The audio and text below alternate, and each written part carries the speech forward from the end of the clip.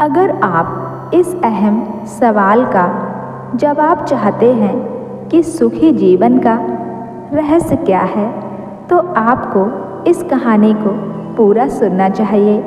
जीवन बहुत लंबा होता है, लेकिन अगर उसके सत्य को स्वीकार लें तो सदियां क्षण में ही बीत जाती हैं। इस कहानी को सुनकर आपको इसका महत्व समझ आएगा।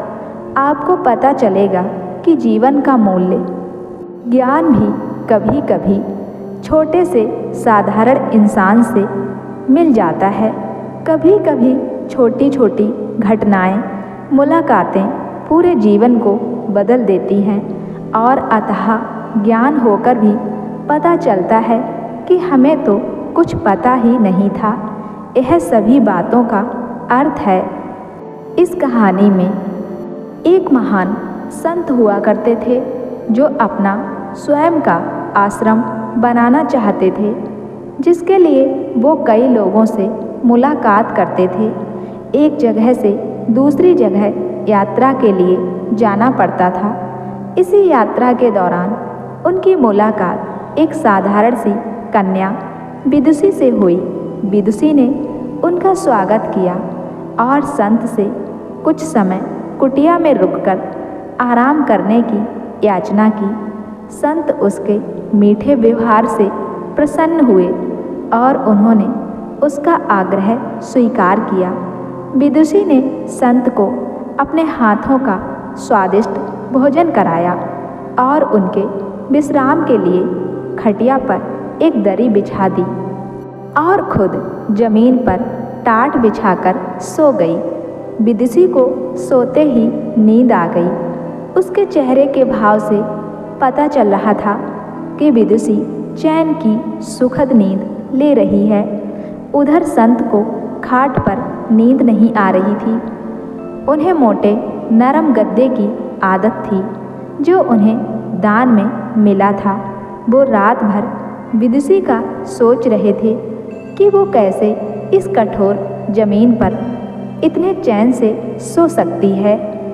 दूसरे दिन सवेरा होते ही संत ने विदुषी से पूछा कि तुम कैसे इस कठोर धरा पर इतने चैन से सो रही थी। तब उसने बड़ी सरलता से उत्तर दिया, हे गुरुदेव, मेरे लिए मेरी एक छोटी सी कुटिया एक महल के समान ही भव्य है। इसमें मेरे श्रम की महक है। अगर मुझे एक समय भी भोजन मिलता है तो मैं खुद को भाग्यशाली मानती हूँ। जब दिन भर के कार्यों के बाद मैं इस धरा पर सोती हूँ तो मुझे माँ की गोद का आत्मीय एहसास होता है। मैं दिन भर के अपने सत्कर्मों का विचार करते हुए चैन की नींद सो जाती हूँ। मुझे एहसास भी नहीं होता है कि मैं इस कठोर धरा पर हूँ। यह सब सुनकर संत जाने लगे। तब विदुषी ने पूछा, हे गुरुदेव, क्या मैं भी आपके साथ आश्रम के लिए धन एकत्रित करने चल सकती हूँ? तब संत ने मधुर भाव से उत्तर दिया, बालिका, तुमने जो मुझे आज ज्ञान दिया है उससे मुझे पता चला कि चित्त का सुख कहाँ है। अब मुझे किसी आश्रम की इच्छा नहीं रह गई है। यह कहकर संत वापस अपने देश लौट गए और एकत्रित किया धन उन्होंने गरीबों में बांट दिया और स्वयं एक कुटिया बनाकर रहने लगे। तो दोस्तों, इसलिए कहते हैं आत्म शांति एवं संतोष ही सुखी जीवन का रहस्य है। जब तक इंसान को संतोष नहीं मिलता वो जीवन की मोह माया में फंसा ही रहता है और जो इस मोह माया में फंसता है उसे कभी चैन नहीं मिलता। जीवन का सुख संतोष में है। अगर मनुष्य जो है उसे स्वीकार कर ले और उसी में खुशियाँ तलाशे तो वो उसी क्षण सारे सुख का अनुभव कर लेता है। जिस तरह विदुषी एक वक्त के भोजन को ही अपना सौभाग्य मानती है और कठोर धरा पर भी चैन से सोती है, उसी कारण उसे जीव में सभी सुखों का अनुभव हुआ है। वही एक संत बैरागी होते हुए भी खाट पर चैन से नहीं सो पा रहा था, क्योंकि उसे अपने पास जो है उससे संतोष नहीं था। जिस दिन उसने यह सत्य स्वीकार लिया, उसे एक कुटिया में भी अपार शांति का अनुभव होने लगा। यह कहानी सुखी जीवन का रहस्य कहती है। आज घर में अपार धन दौलत ऐसो आराम होते हुए भी लोग सुख शांति से नहीं रहते, क्योंकि उन्हें जो है उसमें संतोष नहीं मिलता।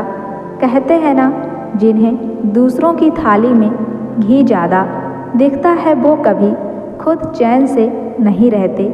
व्यक्ति को हमेशा वो चाहिए जो उसके पास नहीं है, और वो मिल जाए तो नहीं महत्वाकांक्षा उसकी जगह ले लेती है।